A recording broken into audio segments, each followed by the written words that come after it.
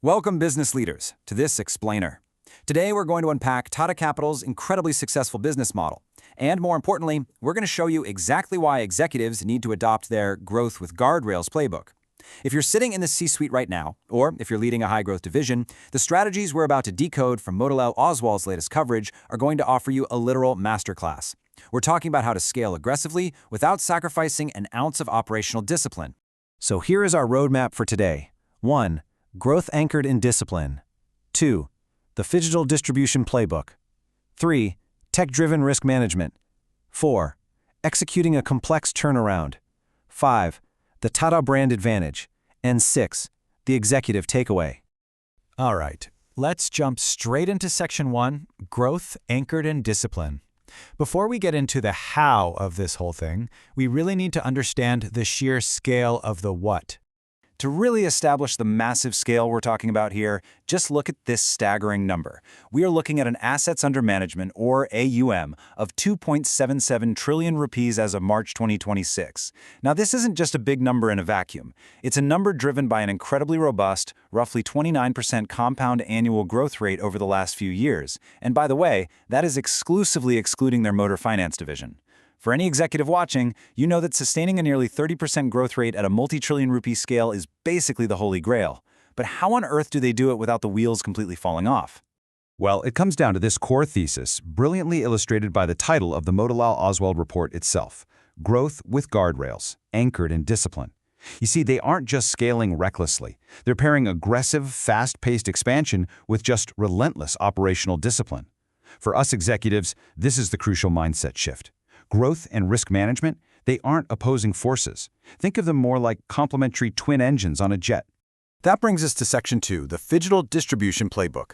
Let's actually look at how this philosophy builds the growth engine. For those of you taking notes, this right here is the so what of customer acquisition. You absolutely need a phygital ecosystem to capture demand across both urban and rural markets simultaneously. Tata Capital doesn't just build physical branches, right? And they don't just build shiny apps. Instead, they seamlessly integrate their physical network, a massive partner ecosystem of dealers and agents, and high-end proprietary digital platforms. This ecosystem approach is exactly how you broaden that customer acquisition funnel while literally driving down your distribution costs at the same time. Now, what's really fascinating here is the tension and the balance between the two. On one hand, they aggressively expanded their physical footprint to 1,477 branches by financial year 2026. Obviously, that is a massive capital and operational commitment. But then on the digital side, they achieved a crazy 97% digital onboarding rate for new customers. They've got millions of app downloads, and they're using AI-powered tools for way faster turnaround times. So this proves that having a physical footprint definitely doesn't mean you're stuck with analog, slow processes. You build trust locally with the physical branch, sure, but you execute digitally with a 97% efficiency rate. It's the best of both worlds. Section 3, Tech-driven risk management. Because, as any experienced C-suite leader knows, all this rapid growth means absolutely nothing without a rock-solid defensive moat. This right here is an absolutely crucial governance lesson for your boardroom. Tata Capital explicitly ensures that their credit teams operate completely independently from their sales teams. Think about the internal friction this solves. When sales teams are driven purely by volume KPIs, credit quality almost always takes a hit. But by creating a structural firewall where credit teams are totally independent and their KPIs are strictly aligned to portfolio quality instead of just origination volume, they ensure that growth is never, ever compromising safety.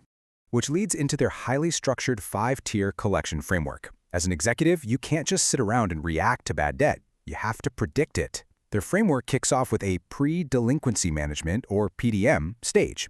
And this is where it gets super technical and really cool. They leverage over 30 different machine learning and statistical models to predict payment defaults. That lets them proactively engage customers before they even miss a single payment. From there, it flows through bounce management all the way to legal interventions for write-offs. It is a completely end-to-end, data-driven safety net. And this fortress-like approach to proactive asset protection perfectly captures how they've historically kept their credit costs so incredibly tight. Powered by all that advanced analytics and a really strict delegation framework, during their massive high-growth phases in FY23 and FY24, credit costs remained completely contained, literally below 1%. Let that sink in. When you have strict underwriting guardrails like that, you actually earn the right to grow fast. Moving to Section 4, Executing a Complex Turnaround.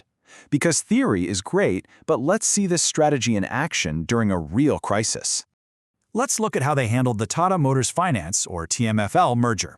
When faced with structural and operational challenges within that motor finance business, Tata Capital didn't flinch. They executed an absolute textbook turnaround strategy.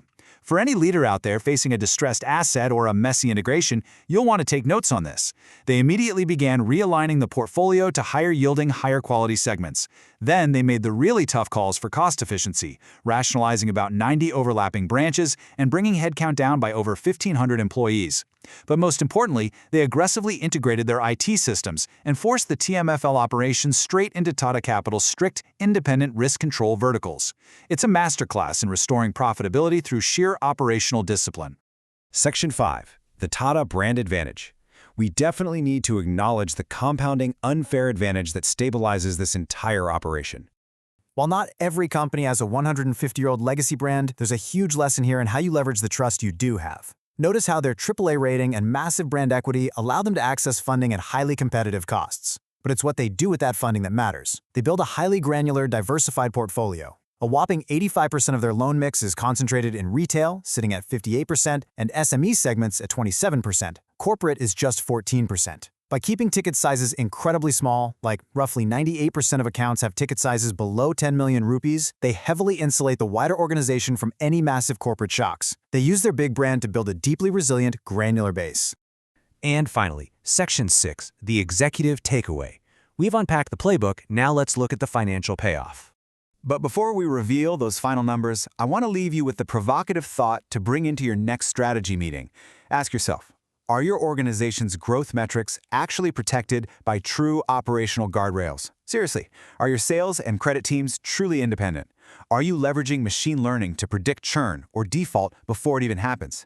Because if your growth isn't anchored in discipline, it's not real growth. It's just a vulnerability waiting to be exposed. Ultimately, this disciplined playbook isn't just about safety, it is highly, highly lucrative. By sticking to their guardrails, Tata Capital is projected to yield a massive 2.3% return on assets and 15.7% return on equity by financial year 2028. They are proving to the market, quarter after quarter, that sustainable, governed scale is the absolute ultimate competitive advantage. Thanks so much for joining me for this explainer, and I hope you can take these frameworks and apply them straight into your next board meeting.